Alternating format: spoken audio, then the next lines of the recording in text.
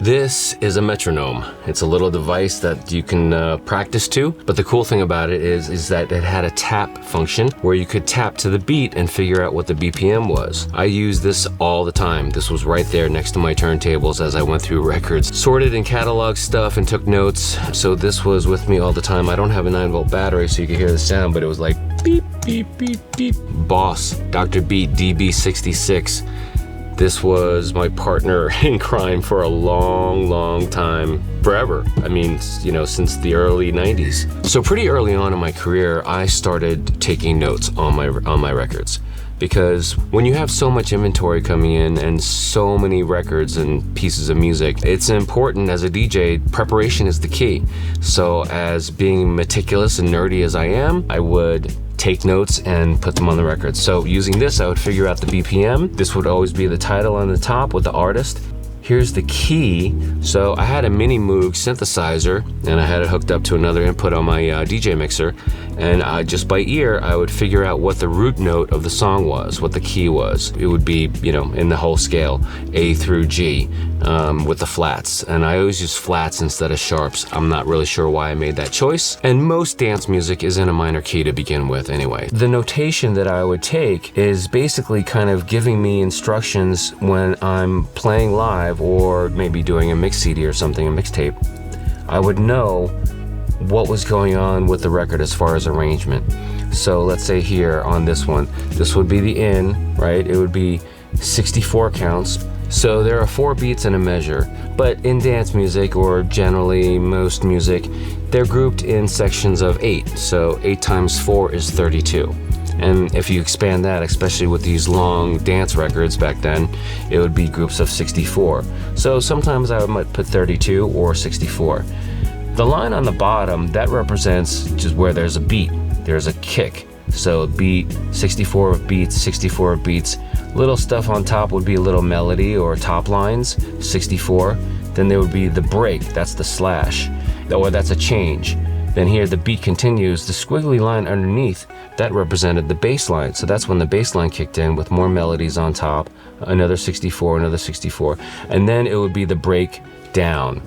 When there was an oval underneath it instead of a straight line, that would represent where there was no beat. And then the V when the vocal started, and etc. The rest I didn't need to know. I didn't have to do the entire song. And then it would just be the outro. So the outro would be, okay, so there's kick and bass, there's a break with a 32 with no kick, a 64 with kick without kick, 64 without kick, both with vocals, and then it would go out to the end. So at least I knew what was happening with the record, so I could time the mixes and layer them as best as I could. And timing is a very important factor of this as well. DJs, you all of course know this, most people do, but you know, you can usually tell this is the on one side of the record, whenever you see like a little bit more of a faint groove area, that usually means when there's less information, and usually in this case would be a breakdown. So you can see here, there's the breakdown right there with no beats. So it has less information, so it just looks a little bit thinner on the vinyl itself. So yeah, that was the A side and that was the B side. And then, you know, later on, it kind of evolved a little bit over time. You know, I would make notes to kind of tell me what it was. Obviously, I knew what this record was, especially when they had artwork on the jackets. And what I would always do, especially for these imports, is just to kind of preserve them, I would take the inner lining of other records, right? This was usually the record sleeve on the inside of domestics and some imports, because most of the imports didn't come with any kind of sleeve. It would just be this inside the cardboard, inside the paper. I would wrap these in other sleeves on the insides so that it protected the cover. And I used, at some point along the way, I also started buying boxes of these poly sleeves, because there's poly on the inside and there's nowhere in the middle for the record to grab on when you put it back in. And you know, if you know, you know, like when you start putting records into paper and you're in the middle of a DJ set, the clock is ticking, right? So it's very, it's a race against time to get prepared and do, have the next track ready to go. So a lot of times you're flipping, you're digging, you take records in and out. You might take a record out, put it down, listen to it real quick to remind yourself you didn't know what it was, and then maybe make the decision, no, I don't want that one. So when you put it back in, and if you put it in really quickly, a lot of the paper inner sleeves would tear. Like these, so when you put them in, and if you didn't have it lined up properly, it would tear a little bit. And every time they tore, when you put the record in and out, it would cause scratches on the wax and scuffs. So that's not something that I wanted. It just wasn't good for the records, and that was just another way to help preserve the vinyl. So you can see how things kind of progress. This was a record from May of 2000. Usually I put the date on when I got the record, so you can see that here. You can also see that here. I got that in September of 1996. My nerdy note-taking methodology. Later on, when I got all of these promos, there was so many promos coming in, and this was through Balance mostly, as well as a lot of the domestic record labels, because I was a Billboard reporter for Billboard magazine, and I would get promos every day, pretty much. A lot of times they just came in a white paper sleeve, and I would replace the sleeve with the poly, and then I would buy extra cardboard jackets just so that it was easier to manage in a crate. Because if you have all these paper covers in there, is just it just makes things really wonky and things get messy. So I didn't really like that. This is the sheet. This is the one sheet. Oh yeah, that's the one sheet for it.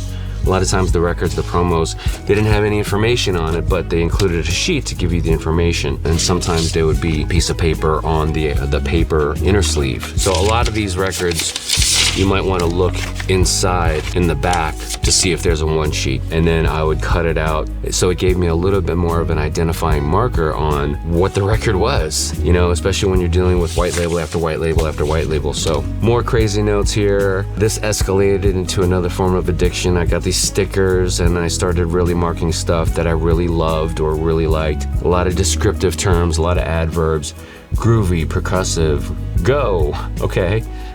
This was the title, key, BPM, of course. This is percussive, darky, pumpy, darker than this side, and that was the really side that I really liked, I guess. Anytime there was a line with another line through it, that meant it was a breakbeat track. So this was more straightforward, 4 on the floor, and this was a breakbeat track. So open up, Zoo DJ's 4x4 mix, New School Breaks, December of 2003, April of 2004. Steve Porter, awesome producer, loved this stuff. But again, playful, melodic, airy. This is the breakbeat one. Nice, thick, Plastic Fantastic, awesome record label, July of 2004.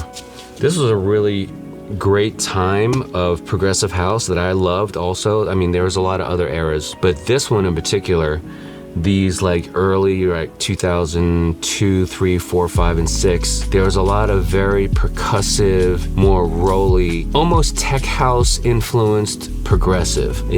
Some of it was tribal, a lot of it was on the moodier side, some of it was on the darker side. It wasn't necessarily as melodic, although some were, but that was a pretty big period of time for progressive house, especially for me. I really love this sound. DJ 19, Breaking of Dawn, F129, pretty, perky, big, okay.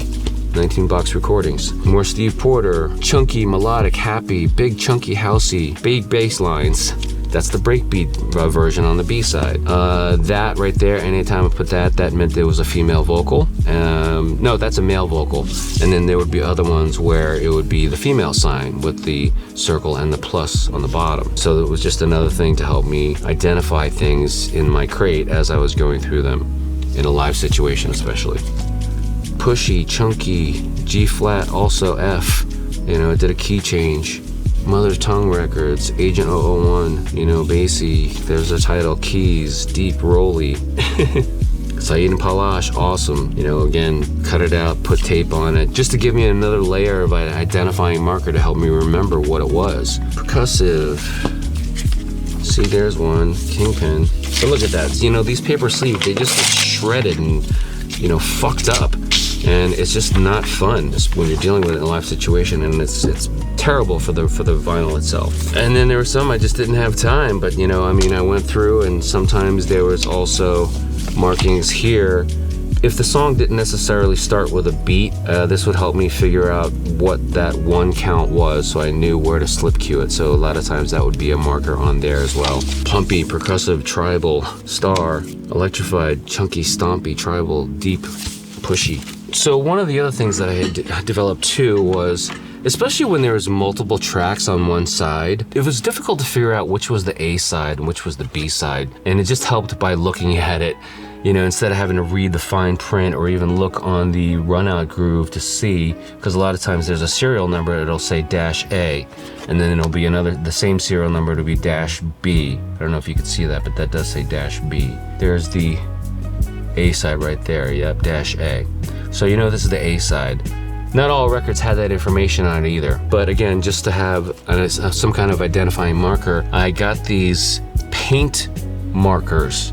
You know, it was a pen, but there was paint ink in there. Some were silver, some were gold, but I put it on the runout groove just to give me, again, the same information, A flat 128, that's the BPM and the key, and this is the A side. So you'll see a lot of my records have that information on it as well. So yeah, that's me nerding out, being meticulous like I am.